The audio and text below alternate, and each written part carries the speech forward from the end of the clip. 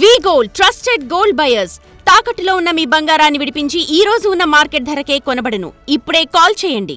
కాకినాడ తీర ప్రాంతం వద్ద మోంతా తుఫాన్ ఎఫెక్ట్ కనబడుతుంది. ప్రస్తుతం నేను ఉప్పాడ బీచ్ వద్ద ఉన్నాను. చూడొచ్చు ఒకసారి బీచ్ ఉన్నటువంటి ప్రస్తుత తాజా పరిస్థితి ఏ విధంగా అలలు ఎగసి పడుతున్నాయో మనం చాలా స్పష్టంగా చూడొచ్చు. మోంతా తుఫాన్ ఎఫెక్ట్ మధ్యాహ్నం నుంచే ఉన్నప్పటికీ అలల ఉధృతి అయితే గంటకు పెరుగుతుందని చెప్పాలి. ఎందుకంటే కాకినాడ తీరం వైపుకి దగ్గరికి చేరుతున్నటువంటి నేపథ్యంలో సముద్రంలో కూడా అలజడి రేగుతున్నటువంటి పరిస్థితి. దాని కారణంగా అలలు ఎగసి పడుతున్నటువంటి పరిస్థితి. ఇక్కడ ఉప్పాడ బీచ్ వద్ద ఉన్నాము. ఇప్పటికే కాకినాడ తీరానికి చేరుకుంటుందని వాతావరణ శాఖ అధికారులు చెబుతున్నారు. రేపు రాత్రికి కానీ ఎల్లుండి తెల్లవారుజామున కాకినాడ సమీపంలోనే కాకినాడ తీరానికి ఆనుకుని ఈ మోంతా తుఫాను తీరం దాటే అవకాశం ఉందని అధికారులు చెబుతున్న నేపథ్యంలో మొత్తం ఆ సముద్రం అంతా కూడా అల్లకొల్లోలంగా మారింది. ముఖ్యంగా ఇటు ఉప్పాడ కాకినాడ బీచ్ రోడ్డును కూడా ప్రస్తుతం అధికారులు మూసివేశారు. దానికి ప్రధాన కారణం ఏంటంటే ఈ అలలు ఎగసి పడుతున్న నేపథ్యంలో ప్రమాదాలు పొంచి ఉన్న నేపథ్యంలో ప్రస్తుతానికైతే బీచ్ రోడ్డుని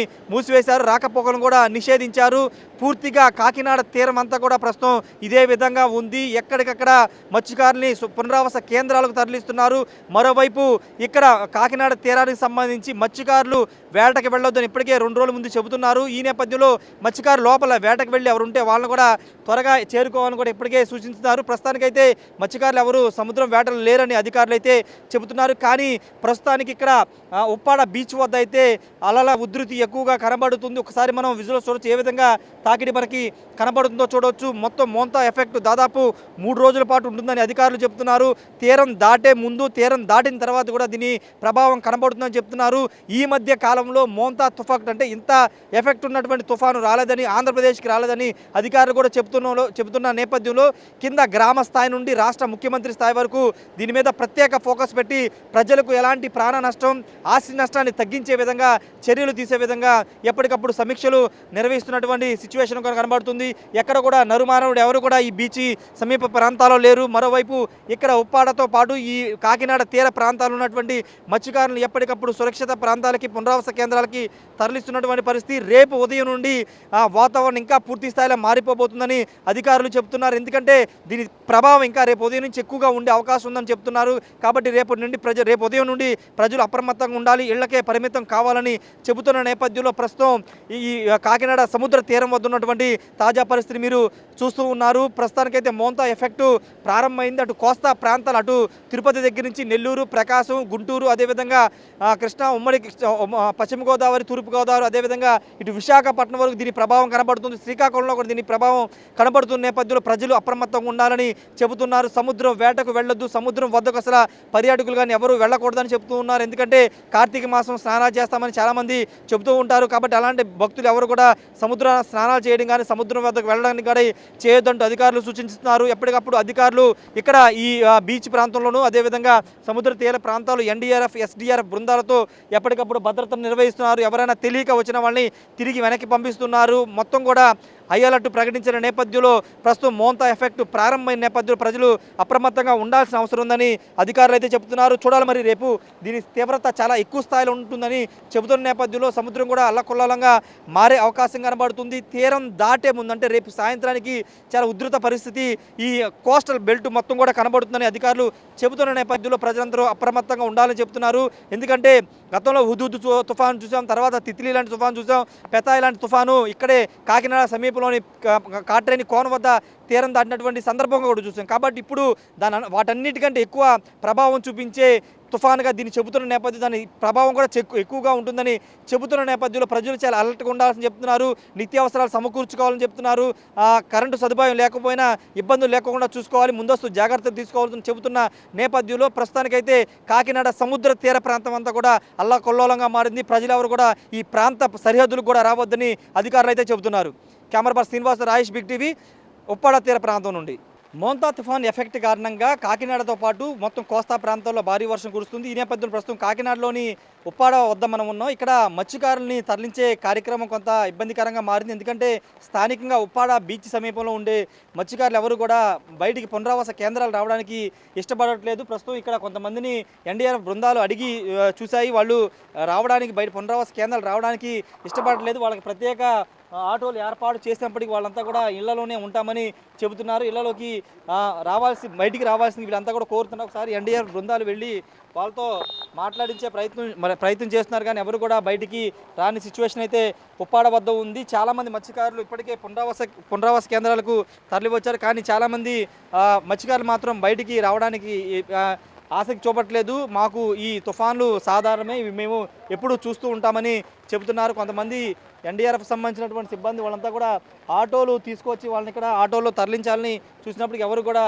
బయటికి రానటువంటి పరిస్థితి అయితే ఉప్పాడ వద్ద ఉంది. ముఖ్యంగా ఉప్పాడ బీచ్లో ఇప్పటికే అలలు ఎగసిపడుతున్న నేపథ్యంలో ఇక్కడ ఉండడం అంత సురక్షితం కాదని అధికారులు ఎన్డీఆర్ఎఫ్ సిబ్బంది చెప్పినా ఎవరు కూడా బయటికి రానటువంటి పరిస్థితి చూడొచ్చు. ఇళ్లలోనే అందరూ ఉంటున్నారు, ఎవరు కూడా మా పునరావాస కేంద్రాలకు రావడానికి ఇష్టపడట్లేదు. ప్రతి సిబ్బంది ఇక్కడికి వచ్చి అడుగుతున్నారు, ఆటోలు తీసుకొచ్చి రావాల్సిందిగా కోరుతున్నప్పటికీ ఎవరు కూడా రావడానికి ఇష్టపడట్లేదు. కొంతమంది ఉన్నారు ఇక్కడ ఉప్పాడ మత్స్యకారులు, వాళ్ళతో మాట్లాడు వాళ్ళు ఎందుకు బయటికి రావడానికి ఆసక్తి చూపట్లేదు. ఒకసారి ఇక్కడ కూడా చూడొచ్చు, వీళ్ళంతా కూడా ఇక్కడ ఎన్డీఆర్ఎఫ్ సిబ్బంది వచ్చి వాళ్ళని అడగడానికి చూస్తున్నారు. ఒకసారి మాట్లాడదాం వీళ్ళతో. ఏంటి ఎందుకు మీరు పునరావాస కేంద్రాలకు ఎందుకు వెళ్ళట్లేదు? పునరావాస కేంద్రం ఎందుకు వెళ్ళట్లేదు? రమ్మన్నారు కదా, తుఫాన్ వచ్చిందని చెప్తున్నారు కదా, చెప్పండి ఎందుకు వెళ్ళట్లేదు? ఎందుకు ఇంటికి వెళ్ళట్లేదు? ఇది వాళ్ళంతా మాట్లాడడానికి నిరాకరిస్తున్నారు, కానీ వెళ్ళడానికి మాత్రం వాళ్ళు ఆసక్తి చూపట్లేదు, ఇక్కడే ఉంటున్నారు. ఎన్డీఆర్ఎఫ్ సిబ్బంది వచ్చినప్పటికీ వాళ్ళంతా కూడా ఇక్కడే ఉండి మేము వెళ్ళమని చెబుతున్నటువంటి పరిస్థితి ఉంది.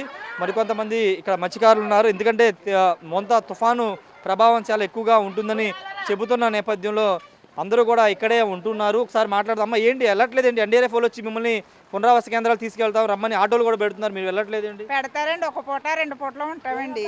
మరి ఎన్ని రోజులని మేము సముద్రానికి భయపడి ఉండాలండి?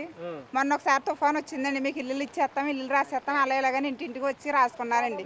మళ్ళీ ఎవరో ఏం పట్టించుకోలేదండి, ఒక 20 కేజీలు కోటా బియ్యం ఇచ్చారు అంతేండి. ఇప్పుడు తుఫాన్ వచ్చిందనేసి మమ్మల్ని ఎక్కడికో సురక్షిత ప్రాంతాన్ని తీసుకెళ్తారండి. తీసుకెళ్ళి ఒక రోజు, ఒక పూట, 2 పూటలు మాకు ఏదో ఆహారం పెట్టి పెడతారండి. మరి మా గ్రామానికంటూ మాకు పరిష్కారం కావాలండి. ఇలా ప్రతి సంవత్సరం తుఫాన్కి మేము ఇలా బాధపడవలసిందేనండి. కాదమ్మా, ఇది చాలా తీవ్ర తుఫాన్ అంటున్నారు, చాలా ఎఫెక్ట్ ఎక్కువ ఉంటుంది అంటున్నారు, అంటే ప్రాణాలే ముఖ్యం కదా? ప్రాణాలు ముఖ్యమేనండి. ఇప్పుడు మరి మేము పిల్లలతోటి అది వెళ్ళాలంటే మరి ఇబ్బంది కదండి. మా గృహాలు వదిలేసుకొని మరి ఎంతమందినైనా ఎక్కడ పెడతారండి? ఇప్పుడు ఇక్కడి నుంచి మేము ఎక్కడికి వెళ్ళవండి. మా గ్రామానికి శాశ్వత పరిష్కారం, తుఫాన్లకి గాలిలకి తట్టుకునే పరిష్కారం గవర్నమెంట్ ఏదైనా చెయ్యాలండి. అంటే మీకు ఇల్లు కడతామని చెప్పారు ఇక్కడ? ఇల్లు ఇంకో ఈ ప్రాంతాన్ని తీసి వేరే ప్రాంతంలో మా గృహాలు ఇస్తానని చెప్పారండి. మన కలెక్టర్ గారు చెప్పారండి, మళ్ళీ పట్టించుకోలేదండి. ఇప్పుడు టిప్కి తీసుకెళ్ళండి, ఎక్కడ పెడతారండి? చాలా తుఫాన్లు వచ్చినాయండి, ఎవరు రాలేదండి, ఇలాగ ఇప్పుడు వచ్చారంతే అండి. అంటే ఇది పెద్ద తుఫాన్ కాబట్టి వచ్చారండి. చిన్న చిన్న తుఫాన్లు అయినా మాకు మన సముద్రం కూడా వచ్చిందండి ఊళ్ళోకి, ఇంత లోతు నీరు వస్తుందండి ఊరంతా మొత్తం.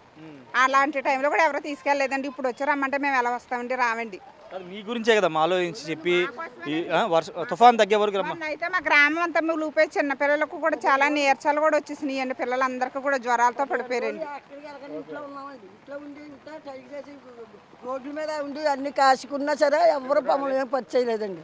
ఇప్పుడు ఏం చేస్తారని తీసుకెళ్తారండి. ఒకసారి అలాగే వెళ్ళామండి, చీడిపోని ఉప్మా ఇంత పిల్లలకి పెట్టారండి. పెద్దోళ్ళు అలా మళ్ళీ ఇంటికి వచ్చి వండుకున్నదా కళ్ళు తేలిపోయి అలా ఉన్నామండి. ఇంకా మేము ఎలా ఉన్నా ఇక్కడండి, పోనా కొత్తపట్నం అంటే పరిస్థితి లేదండి. మా కొత్తపట్నం గ్రామం పేరులోనే లేదు, కనీసం గవర్నమెంట్ బస్సు కూడా ఆపరండి.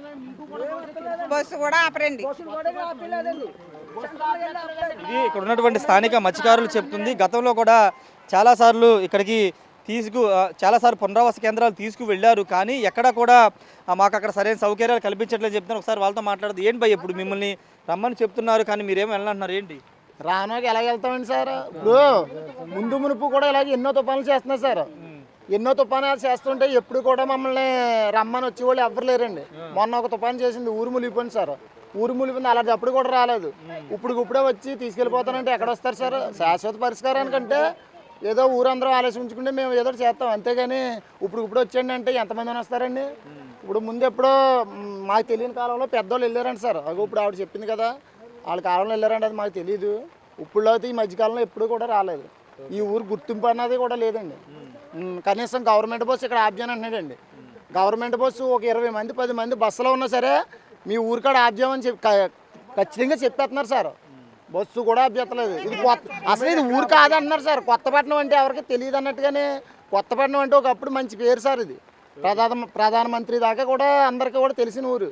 అలాంటిది ఈ ఊరు కోసం ఎవరికి కూడా తెలుస్తలేదు. ఇప్పుడు అలాంటిది ఏమీ తెలియకుండా ఈ ఊరు ఇది అంటే కొత్త ఈ గ్రామానికి సంబంధించిన వాళ్ళు చాలా ఇబ్బందులు ఎదుర్కొంటున్న ఎప్పుడు పట్టించుకోలేదు. కానీ ఇప్పుడు వచ్చి సురక్షిత ప్రాంతాలు తీసుకెళ్తాం, పునరావాస కేంద్రాలు తీసుకెళ్తాం చెప్తున్నారు. కానీ అక్కడ సరైన వసతులు లేవనేది ఇక్కడ స్థానిక ఉన్నటువంటి గ్రామస్తులు చెబుతున్నటువంటి మాట. ఎన్డీఆర్ఎఫ్ సిబ్బంది వచ్చినా ఎవరు వచ్చినా కానీ వాళ్ళు ఇక్కడ మాట్లాడడానికి, వాళ్ళతో వెళ్ళడానికి ఆసక్తి చూపట్లేదు. తాము ఇక్కడే ఉంటామని చెప్తున్నారు. చూడొచ్చు పిల్లలతో అందరితో వాళ్ళంతా ఇళ్లలో ఉండడానికి ఆసక్తి చూపుతున్నారు తప్పించి ఎక్కడ కూడా ఆటోలు ఎక్కడానికి ఎవ్వరు కూడా ముందుకు రాని పరిస్థితి మొత్తం ఉప్పాడ ప్రాంతంలో ఇదే విధమైన సిచ్యువేషన్ అయితే ఉంది. ఏది ఏమైనప్పటికీ ప్రస్తుతం తుఫాను తీవ్రత పెరగబోతున్న నేపథ్యంలో ఒకవైపు భారీ వర్షం కురుస్తున్న నేపథ్యంలో ఇక్కడ ఉన్నటువంటి స్థానిక మత్స్యకారులు మాత్రం మేము ఎక్కడికి వెళ్ళము, ఏ ఆపద వచ్చినా ఇక్కడే ఉంటామని చెప్తున్నారు. ఇలా ఆటోలు తీసుకొచ్చి వాళ్ళని ఎక్కమన్నప్పటికీ ఎవరు కూడా ఎక్కకోకుండా వెళ్ళడంతో ఖాళీ ఆటోలు వెళుతున్నటువంటి పరిస్థితి అయితే ఇక్కడ ఉప్పాడ కొత్త గ్రామంలో అయితే ఉంది. ఏది ఏమైనప్పటికీ ప్రస్తుతానికైతే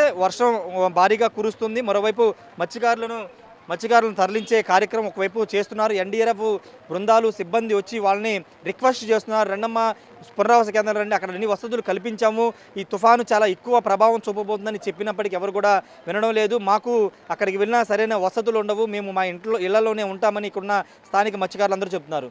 కెమెరా పర్సన్ శ్రీనివాస్తో రాజేష్, బిగ్ టీవీ, ఉప్పాడ గ్రామం నుండి.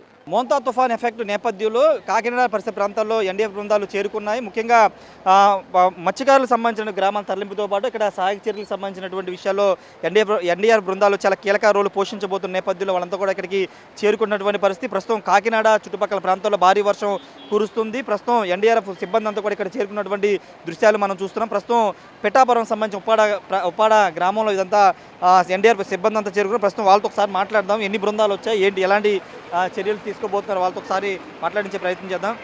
సార్, మొత్తం ఎంతమంది వచ్చారు సార్ ఈ మోంతా తుఫాన్ ఎఫెక్ట్ నేపథ్యంలో? యాక్చువల్గా మా టీమ్స్ అన్ని చోట్ల రాష్ట్రం మొత్తం మీద అన్ని డిస్ట్రిక్ట్లో డిప్లాయ్ ఉంది. రైట్ ఫ్రమ్ నెల్లూరు నుంచి శ్రీకాకుళం దాకా. ఎస్పెషల్లీ కాకినాడలో అయితే 2 టీమ్స్ కాకినాడ డిస్ట్రిక్ట్లో, ఒక టీం యానాంలో ఉంది. అలాగే దాని పక్కన అనకాపల్లి, తర్వాత కోనసీమ, వెస్ట్ గోదావరి, కృష్ణా, నెల్లూరు డిస్ట్రిక్ట్, వీటన్నిటిలో ఉన్నాయన్నమాట. ఇవే కాకుండా టీమ్స్ కొన్ని వైజాగ్లో కూడా ఉన్నాయి. సిచ్యువేషన్ని బట్టి ఆ టీమ్స్ మూవ్మెంట్ చేస్తాయి అన్నమాట. ఎందుకంటే తుఫాను దాని దిశని ఏదన్నా మార్చుకున్నా కూడా ఒక ప్లేస్లో కాకుండా ఇంకో ప్లేస్ అయినప్పుడు కూడా మా టీమ్స్ రెడీగా ఉన్నాయి. అంటే మీకున్న సమాచారం ప్రకారం కాకినాడ తీరంలో దాటే అవకాశం ఉందంటే వాతావరణ శాఖ అధికారులు కాకినాడ తీరం అంటున్నారు కదా, మీకు ఎగ్జాక్ట్గా ఏంటి సార్ సిచ్యువేషన్ ఏంటి? అంటే మేమైనా సరే వాతావరణ శాఖ ఏదైతే రిపోర్ట్స్ ఇస్తుందో దాన్నే ఫాలో అవుతుంటాం అనమాట. They are the specialised agency అనమాట. సో కాబట్టి వాళ్ళు ఏదైతే చెప్తున్నారో దాని ప్రకారమే మేము ప్రిపేర్ అవుతున్నాం అనమాట. సో కాబట్టి కాకినాడ దగ్గర తీరం అంటున్నారు కాబట్టి మేము కాన్సన్ట్రేట్ చేస్తున్నాం. మిగతా మా టీమ్స్ వేరే డిస్ట్రిక్ట్లో ఎక్కడైతే ఉన్నాయో అవి కూడా ఆ కలెక్టరు, ఎస్పీ వీళ్ళందరితో కలిసి అవి కూడా పనిచేస్తున్నాయి అనమాట. అంటే ఇంకా ఏంటి సార్, ఏం చేయబోతున్నారంటే ఇక్కడ లోకల్గా ఉన్నటువంటి మత్స్యకారులని తరలింపుకు సంబంధించి అవేం చేయబోతున్నారు? అంటే ఇప్పుడు మాది ఎన్డీఆర్ఎఫ్ వచ్చేసేసి ఫస్ట్ టీం డిప్లాయ్ అయిన తర్వాత ఇప్పుడు స్టేట్ అడ్మినిస్ట్రేషన్, డిస్ట్రిక్ట్ అడ్మినిస్ట్రేషన్తో కలిసి పనిచేస్తారనమాట. పనిచేసినప్పుడు ఇక్కడ ఫస్ట్ ఏంటంటే ప్రైమరీ డ్యూటీ ఎవాక్యుయేషన్. ఎందుకంటే వల్నరబుల్ ఏరియాస్లో ఎవరైతే ఉన్నారో వాళ్ళని కనుక ఒక్కసారి సురక్షితమైన ప్రాంతాల్లో చేర్పిస్తే ఇప్పుడు ప్రాణ నష్టం అనేది మనం 0 అవాయిడ్ చేస్తాం అనమాట. ఎవరైతే ఇక్కడ పబ్లిక్ వల్నరబుల్ ఏరియాస్లో పబ్లిక్ వాళ్ళు అక్కడ ఉంటేనే ప్రాబ్లం. ఒక్కసారి వాళ్ళని ఎవాక్యుయేట్ చేస్తే ఇంకా ఏముండదు, మనకి జన నష్టం అనేది 0 చేసుకోవచ్చు. సో దానికోసం మన రాష్ట్ర ప్రభుత్వంతో జిల్లా యంత్రాంగంతో కలిసి మా వాళ్ళందరూ పనిచేస్తున్నారు. అలాగే ఇప్పుడు లో లయింగ్ ఏరియాస్ వీటన్నిటిని మేము ముందుగానే విజిట్ చేయడం జరుగుతుంది. ఇన్ కేస్ సిచ్యువేషన్ ఏదైనా మారినప్పుడు మేము ఇమ్మీడియట్గా రెస్పాండ్ అవడానికి ఇచ్చేస్తాము. సపోజ్ సైక్లోన్ ల్యాండ్ ఫాల్ అయిపోయిన తర్వాత దానికి rescue operations, relief material distribution, communication lines ఇవన్నీ చేస్తూ ఉంటాము. సో జనరల్గా మత్స్యకారులు వాళ్ళ గ్రామాల్లో వాళ్ళ ఇళ్లను వదిలి బయటికి రావడానికి ఆసక్తి చూపరు, కానీ మీరు ఏం చెప్తున్నారు సార్? వాళ్ళంటే చాలామంది రావడానికి ఓకే, బేసికల్లీ వాళ్ళకున్న భయం ఏంటంటే ఇప్పుడు వాళ్ళు కనుక వదిలేసి వస్తే వాళ్ళ వెనకున్న వాళ్ళ ప్రాపర్టీస్ లేకపోతే ఏమవుతాయి అనే ఒక భయం అనేది వాళ్ళకు ఉంటుందన్నమాట. సో ఇప్పుడు ఇక్కడ జిల్లా పోలీస్ యంత్రాంగం కూడా దీన్ని ఆ దిశగా నేను అనుకోవటం సరైన ప్రయత్నాలు చేస్తుంది, పోలీసింగ్ పెంచుతూ ఉంది. సో ఆ పెంచినప్పుడు ఏంటంటే వాళ్ళకి అష్యూరెన్స్ కనుక దొరికిందంటే వాళ్ళు రావడానికి ఛాన్స్ ఉంటుంది. నా రిక్వెస్ట్ ఒకటే, మీరు ఇక్కడుండి ప్రమాదంలో ఉండి అందరినీ ఇబ్బంది పెట్టడం కంటే మీరు రెస్క్యూ రీహాబిలిటేషన్ సెంటర్కి రావటం అనేది చాలా ఇంపార్టెంట్. సో దయచేసి అందరికీ విజ్ఞప్తి చేస్తున్నాం, మీ ప్రాణం ఇంపార్టెంటు. సో కాబట్టి జిల్లా యంత్రాంగం ఎలాంటి సూచనలు అయితే మీకు ఇస్తుందో వాటిని పాటించేసేసి మీరు రీహాబిలిటేషన్ సెంటర్కి రావాలని మా విజ్ఞప్తి. Thank you. ఖచ్చితంగా ఇక్కడ ఉన్నటువంటి మత్స్యకారులకు ఒకటే సూచన చెప్తున్నారు. ఎందుకంటే ఇక్కడ నుండి ప్రాణాలకు ఇబ్బంది తెచ్చుకోకుండా సురక్షిత ప్రాంతాలకు రావాలని సూచిస్తున్నారు. ఎందుకంటే జనరల్ మత్స్యకారులు అంటే వాళ్ళకి తుఫాన్లు, ఈ సముద్రం అలలు ఇవన్నీ సాధారణంగా చూస్తూ వస్తుంటారు కాబట్టి వీళ్ళు పెద్దగా భయపడరు. కానీ ఇప్పుడు మోంతా తుఫాన్ అనేది చాలా తీవ్ర ప్రభావం చూపుతుందని చెబుతున్న నేపథ్యంలో అందరూ కూడా సురక్షిత ప్రాంతాలకు రావాలని ఎన్డీఆర్ఎఫ్ బృందాలు కూడా చెప్తున్నాయి. దానికి అనుగుణంగా ఇక్కడ స్థానిక పోలీసులతో సహకారంతో వాళ్ళని సురక్షిత ప్రాంతాలకు తరలిస్తున్నామని ఇక్కడ ఉన్నటువంటి ఎన్డీఆర్ఎఫ్ అధికారులు చెప్తున్నారు. Camera person Srinivas, Rajesh, big TV, Pithapuram నుండి.